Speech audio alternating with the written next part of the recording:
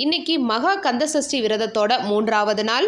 இன்னைக்கு டே 4 o'clock start ஆயிருச்சு. பூஜையும் பிரம்ம முகூர்த்தத்தில் செய்யக்கூடிய முருகப்பெருமானுக்கான பூஜையும் வெகு சிறப்பாக சூப்பராக நடந்தது. காலையில் 5 o'clock வந்துட்டு லைவ் போட்டுக்கிட்டே தான் பூஜைக்கெல்லாம் ரெடி பண்ணியிருந்தேன். இன்னைக்கு 3வது நாள் அப்படின்றதால 3 அக்ஷரங்களில் விளக்கேற்றி வச்சு முருகப்பெருமானுக்கு ஆப்பிள் தான் நெய்வேத்தியமாக வச்சுருந்தேன். அப்புறம் கமெண்ட்டில் ஒரு சிஸ்டர் கேட்டிருந்தாங்க, நான் பால் பழம் விரதம் எடுத்திருக்கேன், டீ குடிக்கலாமா அப்படின்னு சொல்லிட்டு கேட்டிருந்தாங்க. கண்டிப்பாக குடிக்கக்கூடாது சிஸ்டர். நீங்கள் பால் பழம் விரதம் எடுத்திருக்கீங்க அப்படின்னா பாலும் அந்த பழமும், அதாவது சுவாமிக்கு படைச்ச பாலும் அவருக்கு நெய்வேத்தியமாக படைச்ச பழம் மட்டும்தான் நீங்கள் சாப்பிட்ணும். டீ காஃபி குடிக்கக்கூடாது சிஸ்டர்.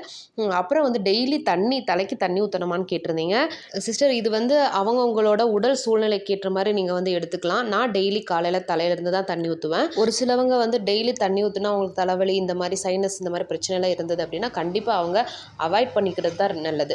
ஏன்னா விரதம் இருக்கும்போது தலைவலியும் சேர்ந்து இருந்தது அப்படின்னா ரொம்ப கஷ்டமாயிடும். அந்த மாதிரி பிரச்சனை இருக்கிறவங்க நீங்கள் கண்டிப்பாக தலையில் தண்ணி ஊற்ற வேண்டிய அவசியம் இல்லைங்க.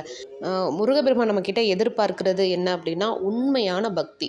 சரிங்களா? நம்ம அவரை நம்பி உண்மையான பக்தி அவர் மேலே நம்ம செலுத்தும் போது கண்டிப்பாக நம்மளோட வேண்டுதல் எதுவாக இருந்தாலும் அது நிறைவேறும் அப்படின்றது நிதர்சனமான உண்மை. அதனால் கண்டதெல்லாம் போட்டு மனசில் குழப்பிக்காதீங்க.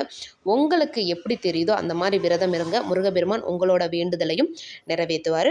கண்டிப்பாக குழந்தை வர வேணும்னு விரதம் இருக்கிறவங்க, நல்ல வேலை கிடைக்கணும்னு விரதம் இருக்கிறவங்க, சொந்த வீடு நிலம் வாங்கணும்னு நினைக்கிறவங்க, திருமண தடை இருக்குது அதை நீங்கணும் அப்படின்னு நினைக்கிறவங்க, எந்ததை நினச்சி நீங்கள் விரதம் இருந்தாலும் கண்டிப்பாக முருகப்பெருமான் உங்களோட வேண்டுதலை நிறைவேற்றுவார். நீங்கள் இன்றைக்கி 3வது நாள் மறக்காமல் 3 அக்ஷரங்களில் விளக்கேற்றி உங்களோட வேண்டுதலை முருகப்பெருமானோட பாதத்தில் சமர்ப்பணம் பண்ணுங்கள். நல்லதே நடக்கும். வெற்றிவேல் முருகனுக்கு அரோகரா.